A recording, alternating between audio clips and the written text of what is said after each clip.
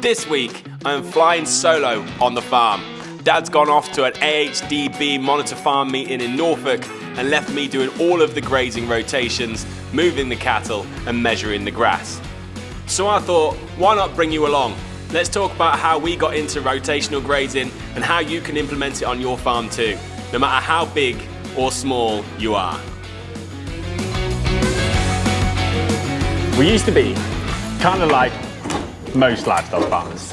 Pretty set stocked, didn't really have a grazing plan, just kind of threw it together and hoped. Now, I'm not for a minute suggesting that that's bad, but there are better ways, and we have come to learn over the last few years that there are things we can do to make massive improvements on our farm.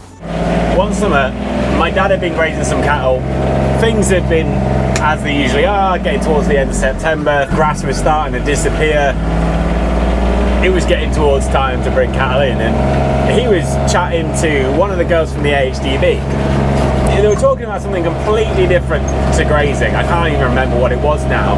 And they just mentioned to him, have you tried rotational grazing? And I'm pretty sure he said something along the lines of, isn't that what dairy farmers do? So she sent him a heap of information, and he read through it, decided, I'm going to give this a go, see what happens. Now, if I'm brutally honest with you, and this is real honesty, I was dead against it.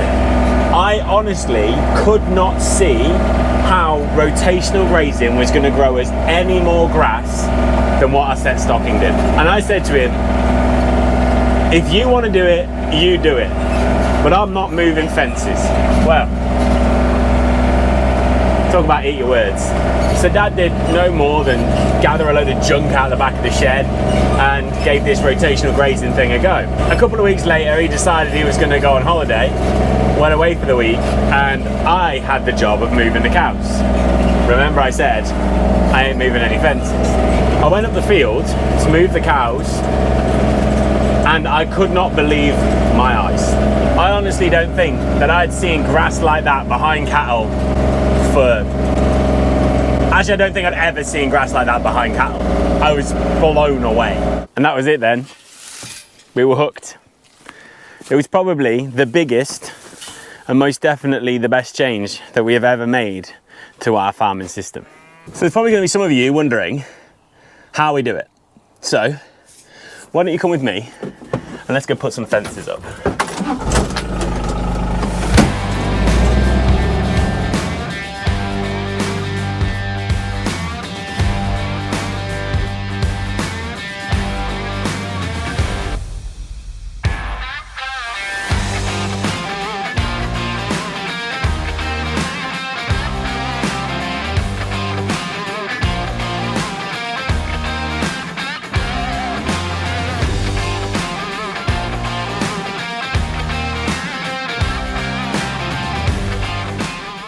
We run a pretty simple system.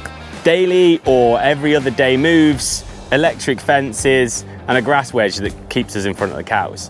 Each paddock gets grazed for 1, 2, but never any more than 3 days. And then it's rested for 30 to 40 days, depending upon the time of year. It sounds like a lot of work, but it's not. And the payoff is massive. Better cattle performance, better grass growth, better soil health, and we can use less fertilizer. If you imagine grazing as a spectrum, you've got set stocking all the way over here. What we do is all the way over here. We are measuring grass with a plate meter, we are feeding it into AgriNet, we are taking into consideration mob sizes and growth rates, and we're allocating accordingly in dry matter every single day, and then we're making the paddocks adjusted to the right size so that every animal gets the amount of grass that it needs. And that is taking it to the extreme. But if we look at that spectrum, you don't need to be on our end. You just need to find your place. It might be that you set up a really simple system where you just split your farm into 4 and your livestock gets 1 block for a week, moves to the next block, and so on and so on. And you will grow more grass doing that than you ever would do set stocking. But you'll never grow as much grass as we do. But if you haven't got the time because you're fitting it around a full-time job, or you're trying to do something else, work off farm, or you've got arable crops to look after or whatever it might be, maybe going to our extreme isn't what you need to do. So the main thing to do is find where on that spectrum you fit. You might want to take it to the extreme that we do. Amazing. But it might not work for you.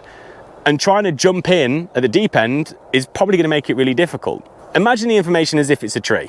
When you look at a tree in full bloom, all you can see is leaves. And all those leaves are, if it's information, is the marginal gains, the little bits, the nitty gritty, the detail. But in order to understand the leaves, you first need to understand what came before them. So the best thing to do is start at the roots and start simple, all the way on this end, and gradually work up the system, work up the trunk and the primary branches and the secondary branches. And if you get to the leaves, great.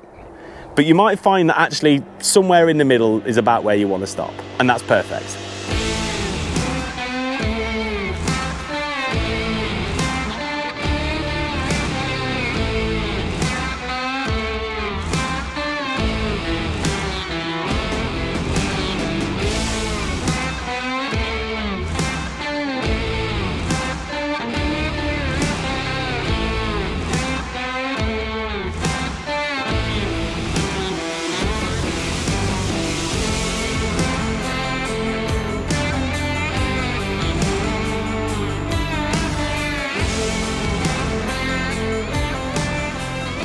If I was going to start rotational grazing today and I had never done it before, and let's just imagine I've got no gear, no knowledge, nothing, this is how I'd go about it. First thing I would do is I would start small, keep it simple, just set up a very basic rotation, maybe even with just one group. You might have multiple groups, but just start with one group, because then you can compare how they're doing compared to the other group and how much better the grass is coming back, and you can see what is going on. It's really tempting to jump in whole hog and go for it, but actually just making that first step is probably going to be the hardest, because like anything, the decision to give it a go is usually the biggest hurdle you've got to come across. So I'd start small, start simple, try and revolve it around some sort of a water source, whether it's a pond or a stream and you're going to use a pasture pump, or whether it's a water trough or somewhere that you can get some sort of a mobile water trough moving. Just keep it very, very basic. I'd have a set rotation of every 3 days, 4 days, 5 days, whatever it worked in with me, depending on what I'd got going on. Second thing I would do, I would invest in some decent gear. It is so easy to go and make it really hard for yourself by having a load of old mismatched posts. When we got some of these, which we still use, but actually the best posts we've got are these beauties. Now we keep buying more and more of these every single year. These are the Gallagher ring top posts and they are awesome. We probably got like 100 of these now, but we didn't start with anything. We started with these basic posts, these are fine. These will do the job, but as you go along, just invest in some decent kit. But make your mind up what you want first. Look at all what's available, pick what you're gonna go with going forward, and then make your choice. Because once you've made a decision, the last thing you wanna be doing is swapping and changing to a million different things, or else you just end up making it really hard work for yourself again. Similarly, with the reels, we use these strain right reels. There's loads of different manufacturers of reels. Gallagher make reels, the same people who make those posts, but we've always used the strain right reels, and we use all strain right reels. Because then, all the mounts are the same, the brackets are the same, they fit on here perfectly. It makes our life really easy. And finally, don't expect too much too soon. I think it's really tempting to just think you're going to start rotational grazing today and tomorrow you're going to have grass around your knees. It doesn't work like that. It just needs time. And you will see a response fairly quickly, maybe within the first rotation, but also sometimes it might take all year. And some of the benefits which come along take ages to come through. So it's worth just knowing that you're not going to see it all day one. Some of these things take time to come through. It might even be 2 or 3 years. I can tell you now from experience of having done this for God knows how many years, 5, 6 years, that every year we grow more and more grass. And we're still seeing improvements in our grass growth this far on. So just don't expect too much. Because it'll come, and it'll be the best thing you've ever done. But like everything, it takes time.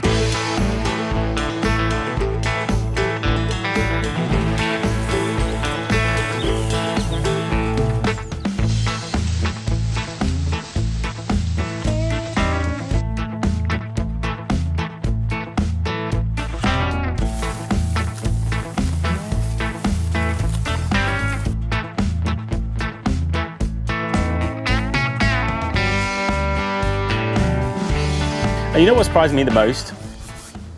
It wasn't just the grass. It was all the other benefits. How much calmer the cattle got. How much easier they were to work with. The decrease in worm burden. I don't think we've used a wormer on our farm now in 9 years, which is a long time. And the health of everything else. We've got birds now that we never used to have. We've got plants that we never used to have. There just seems to be a lot more going on. And I know there'll still be people who think that it's a lot of work, but really it's not, because you're just kind of trading work for work. The only difference is now we can budget the work. We know we're going to have to do it.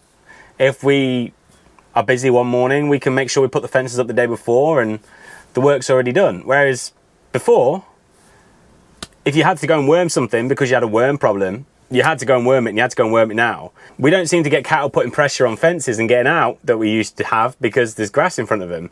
But if cattle got out before, you had to go and fix it straight away. You don't seem to get those issues anymore. And that's nice. Work is work, but when you have some sort of control over it, it just seems a lot easier. If I was to list all the benefits of rotational grazing, you'd probably think I was exaggerating, or maybe even bragging. But anyone who does this system will tell you the same thing. That actually, the biggest change is nothing to do with grazing at all. It's actually about paying attention. If you watch livestock long enough, they'll show you everything that you need to know. Because their fields are not silent. They're just speaking a language that we've forgotten to listen to.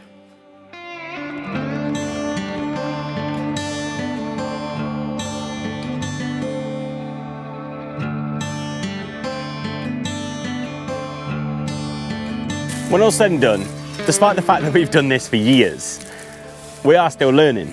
And there is still a hell of a lot to learn. To be honest, I'm not sure we'll ever learn it all. And that's fine by me.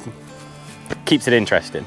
But I do encourage everyone to give it a go, because I think that if you've got livestock, especially given the pressures that are being put on the systems right now, policy change and economics, I actually think that rotational grazing, amp grazing, whatever you want to call it, because everyone calls it something different, is going to be a game changer for a lot of people.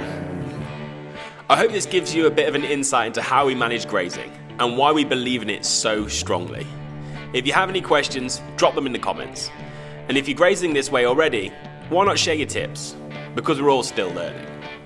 Baldy's Farm, over and out.